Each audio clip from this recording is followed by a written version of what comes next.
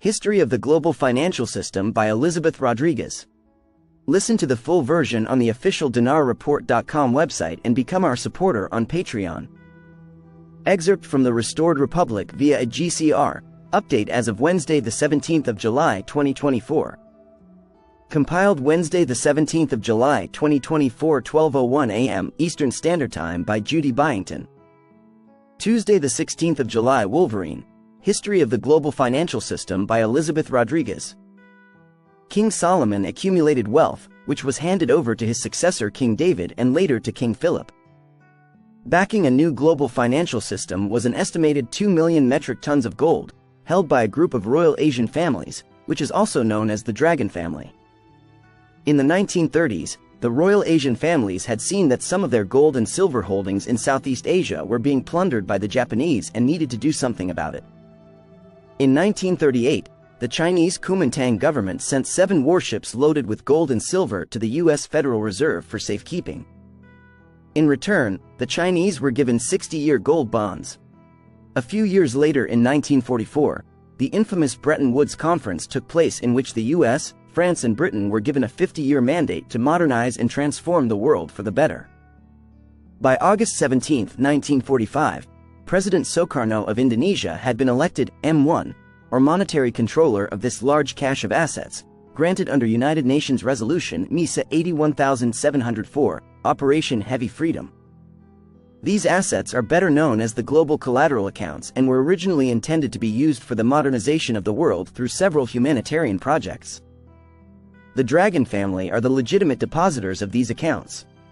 By 1955, it was shown that the International Monetary Fund, IMF, which was also created at Bretton Woods, was not living up to its word and was instead serving only the interest of the banking and political elite. It was at this time that a growing alliance began to see that these funds were being used to fuel the Cold War tension and decided to strongly oppose the shady banking cabal. By 1963, this alliance pooled their financial resources together to create the Green-Hilton Memorial Agreement, which was signed by John F. Kennedy and President Sukarno and was finished on November 14, 1963. This agreement was to utilize the global collateral accounts for global development and humanitarian projects, along with a new U.S. Treasury note.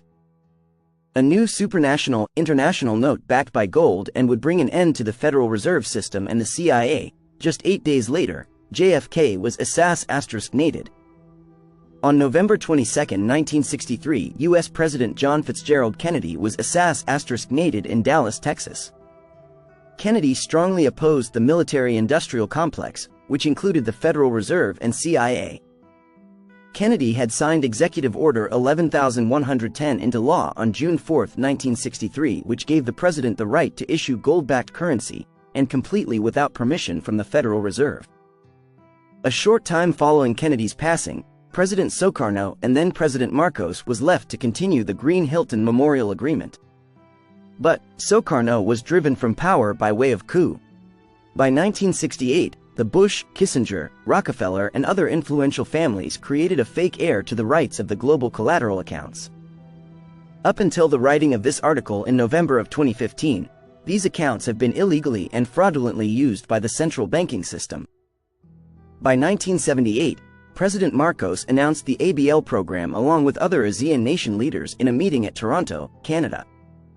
These programs will be backed by gold to free humanity from Kabbalists.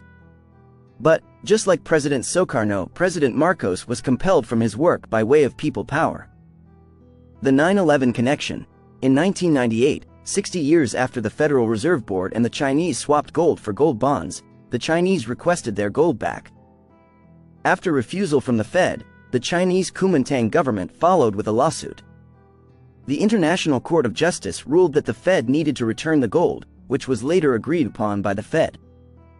The first payment was scheduled to be delivered the 12th of September 2001, but 2 days prior on the 10th of September 2001, former Defense Secretary Donald Rumsfeld announced that $2.3 trillion went missing from the Pentagon defense budget. Even more conspicuous, Cantor Fitzgerald Securities, the company that was handling the paperwork for the gold to be delivered back to the Chinese, was inside One World Trade Center on floors 101 to 105. All 658 of their employees were murdered on that day as the towers fell and the gold was not returned to the Chinese. Global collateral accounts have devout keepers who watch over them and protect them as humanity's assets, not their own. These keepers exist all over the world and go unknown to the general public. Again, for obvious security reasons. These global collateral accounts underwrite every sovereign bond, currency, debt instrument in our modern banking system without exception, regardless of the amount of debt instruments produced. As they can cover any man-made debt, these global collateral accounts have an advanced control system which has been under constant attack since the late 1700s. The current Western banking elite have attempted to both steal and replace the global collateral account system through means of war, treachery, *RDER, and corruption. The Asian Investment and Infrastructure Bank, AIIB, is a Chinese elder creation, with exclusive oversight privileges separate from any government, including the China and Russia. However, the BRICS alliance was also created to publicly acknowledge the collection of sovereign nation-states committed to following the financial principles of the Chinese elders and European sovereigns, who in return for this pledge, get to leverage generations of social benefit loans, funds against the hard asset base of the global collateral accounts. Any sovereign nation not abiding by these Chinese elder European sovereign financial principles simply is not allowed to join the AIIB, and thus excluded from accessing global collateral asset wealth. No sovereign nation may trade or commence in banking activities with any nation not a good standing member of the AIIB. Nations are either in with the Chinese elders or they're out. There are no more in-between games being played after what's gone on these last 70 years. All 2008, 2015 and 2016 turbulent market crashes were attempts by existing Western banking system families to retain the illusion of financial dominance and control which they technically never had. The effort has failed. Thus all conflicts, be financial or military, are now being publicly resolved by the Chinese elders, European sovereigns, as to reset humanity and all cultures back onto a moral fundamental platform backed in tangible assets, still underwritten by the Global Collateral Accounts or GCR. Now is the time, our time, that everything is happening according to his plan.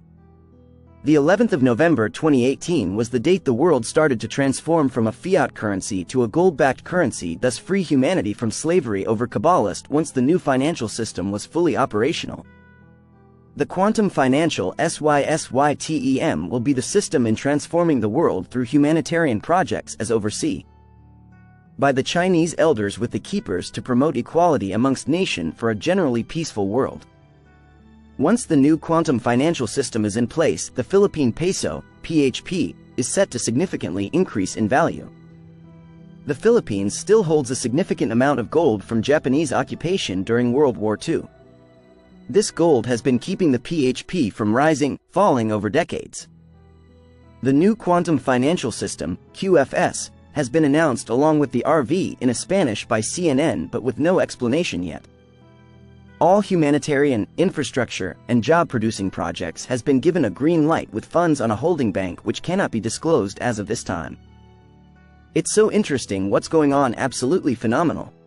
TR says he is working directly with the Sovereign Committee, which is the grandfather Chinese, and they control most of the assets of the world that are part of this, let's say, new system. Codename Mei Hua is one of these groups representing these historical and inherited assets in the IQP. As the Sovereign Committee, we have our own sovereign bank and we're doing these transactions right now. We're telling this CC, you show us how you got this, and we'll fund this deal by the end of the week. That's how things work. The innocent country like the Philippines must be given allowance for retribution for all the destruction that's been done.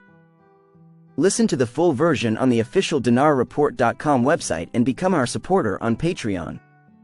Source: Dinar Recaps.